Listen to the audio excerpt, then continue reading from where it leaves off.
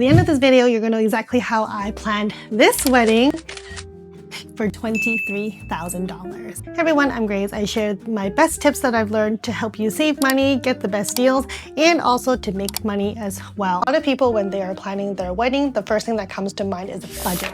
How much are we going to spend? And it ends up being a negotiation between you and your partner. Are we doing 50K? Maybe 60, 70, 80, 100. I mean, we have so many people to invite, maybe 120, but I managed to pull this wedding off for just $23,000 Canadian. While starting with the budget is great, I think what's better is starting with the right strategy. Everyone knows that food and beverage is the most expensive thing because you're feeding people and you don't want the food to be just burgers sometimes. And the second most expensive cost is the venue itself. Altogether, easily people would spend over $20,000, $30,000 just for the food and the venue itself. But I only spent a total of $9,700 for the food and the venue. And this is how I did it. When I was looking for a venue, there was a few criteria that I had in mind that I knew would help with the cost. I knew going in that I did not want a hotel because I knew that every ballroom would come with 4 blank walls, meaning I need to spend money or take a lot of time DIYing in order to decorate these 4 walls, whether it's by lighting it, flowers, activities, something. I knew I needed something along these walls, and all of that would mean more money. So my first criteria is to make sure that I had a venue that was already good enough from the beginning, meaning it either had decor along the walls or maybe it had stained glass windows, maybe it had artwork along the wall, maybe the wall is not white, which is also a good starting place, or natural light windows so that there is something to look at in different directions. The second criteria was that I wanted a place that did not have a venue fee. So many venues out there, venue fee is one thing, and then they charge you on top is the tables, the linen, the chairs, and then food and beverage is another cost. However, this venue that I found and that I went with did not have a venue fee and only had a food and beverage cost. And in the end, this is the venue that I ended up with. This is the private dining room at the Hawksworth restaurant, which is attached to the Rosewood Hotel Georgia in Vancouver, BC. One of the main reasons I went with a restaurant instead of going with a hotel venue or any community space was because private dining typically do not have a venue fee. They only have a food and beverage minimum fee, which means that as long as I'm spending X number of dollars on food or alcohol or beverages, etc., then I am good. So overall, I spent about $9,700 on food and beverages for my 48 guests at my small wedding. Another category that I was more conscious about spending was photography. A lot of photographers will only do a minimum of 8 to 10 hours, meaning they are there for a full day shoot. However, my ceremony was only from 5 p.m.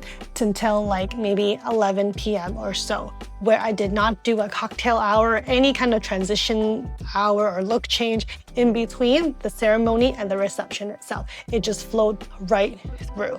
And that said, I found a photographer who was able to do 6 hours of coverage, basically coming in an hour before and then leaving at around 9 or 10 p.m. when everything has been settled and everyone is just mingling at the end. My photos altogether ended up being close to around $5,000 Canadian for 6 hours worth of coverage, which I found to be one of the better deals in terms of finding quality and also finding the number of hours that I just needed without overpaying as well. So right now with the food and beverage and my photos, it costed me around $13,000 so far, leaving me with another $10,000 to spend.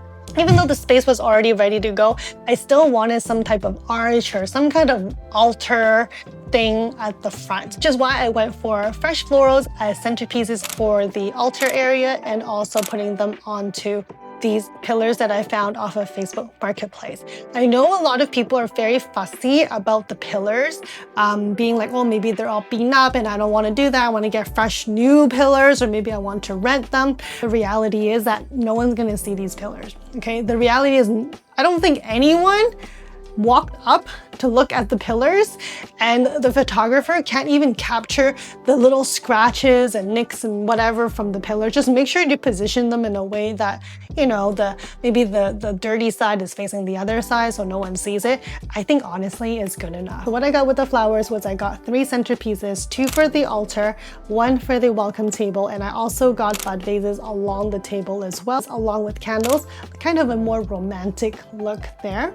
All of those flowers together ended up close to around $2,000, which I feel like is a decent price as well. But I didn't want these flowers just to be tossed away at the end of the night, which is why I created this favor. I don't think I've seen anyone do this yet for a wedding. I've seen stuff like this for like a PR event and things like that. Like maybe Prada would do something like this for their perfume launch, but I've not seen a wedding do this yet. I might be the first and you might be the second. So I do have a template down below if you want to take a look at it. This here. This thing looks unassumingly boring. However, this thing was a hit. Even the guys were all over this. This little piece of paper here, it was printed and of course customized with you and your partner's name, the date, whatever. You can design this however you like. And then here, all you need to do is cut 2 slits, buy these little tubes, flower tubes from Amazon. Super cheap. I would go for a bigger one. This I think looks like maybe it's just like 1/2 inch wide at the top, which I would not recommend. Something bigger would be better. And then pop this into the 2 slit and you've got a holder. And then at the end back of it, I put a little magnet as well.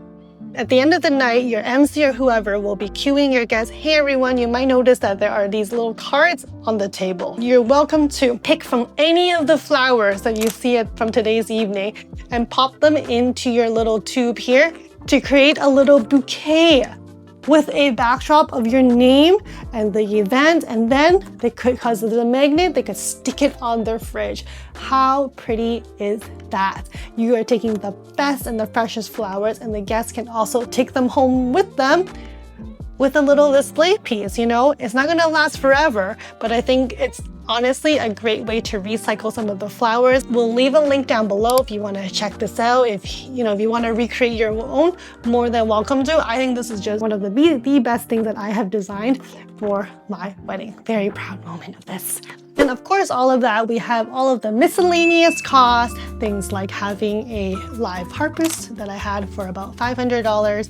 I also had an officiant, of course, that was roughly around $600. My officiant spoke English, Cantonese as well, 所以2個 language 都 OK， 因為我屋企人係講廣東話，係咯。Basically, that's kind of what I did. Hair and makeup was close to about $1,000 for myself and my mom. I'm not gonna go into the wedding dress because that is super personal, like how you want your wedding dress to be. It could be like thrifted, 100, 200, 300. It could be like, I don't know, man. It could be like a Dior wedding, but I think if you're doing like a Dior wedding, you're not gonna be hosting a $23,000 wedding, but you know what I mean. It could be a wide range. And also, of course, I spent a bit of money on my decor, so things like the hurricane vases for the candles because I cannot have an open flame inside the restaurant. Then all of the name cards that I customized and made as well for the wedding. All of those like miscellaneous decor, I costed about maybe around $400 or so as well. And the 2 last categories that make up the total of about $23,000 is Photobooth, which I personally really enjoyed, and also a day of coordinator. The Photobooth itself costed me about $1,300. This was last year's price, but I wanted this look of like Hailey Bieber and Justin Bieber, how they had this like black and white photo booth, which was portrait, which I actually really liked because I had a photographer on the other end who was directing my friends and my family on poses and things like that. And at the end of it, they got these super, super pretty and elegant takeaway photos that I think a lot of them have kept and still really like it. So love that, worth every dollar. And the second thing, of course, is the day of coordinator, which I cannot emphasize enough, the need for it. So mine, I think, was quite a steal for $1,000 for day of coordinators. I don't think they come at that price anymore. However, I think that was also one of the best money spent, because what she will do is she will help you coordinate with all of the vendors that you have, including the events manager at the restaurant, and making sure that you have a full schedule, everything is ready to go. And that basically sums up how I planned my wedding for under $23,000. You might be wondering, oh, all of this, if I add it together, is not exactly like $23,000 yet. You know, you're still missing a bit. Yes, you know, I didn't include all of the miscellaneous costs, you know, that were associated with it, you know, like printing invites, for example, like, you know, things like that. But overall, the big buckets are there, and that all together, plus the miscellaneous, ended up being about $23,000 to get a wedding looking like this. So hopefully this helps you out and inspires you to plan a wedding. It's not about the budget, it's to make sure that you're strategic in the areas that you could cut costs on. And for me, the biggest cost savings was the venue. Finding one that was not a blank canvas, that was ready to go, and also included free linen, free tables, free chairs as well. And also they were able to do the arrangement and organize everything for you. So whether you are in Vancouver, you can take my template already and ready to go and just replicate it for yourself. Or if you are in another country, be sure to not skip out on the private dining option. I think though that is an area that is highly slept on. Everyone is going for the garden theme, right? But private dining could be an option for you if you're looking for a more affordable and intimate wedding as well. Be sure to click subscribe down below and give me a like and comment as well. And again, if you have any questions, I'm always an open book. Just leave them down below. As I said though, thank you so much for watching. I just will stop rambling because I tend to do that. I will improve on this for the next video.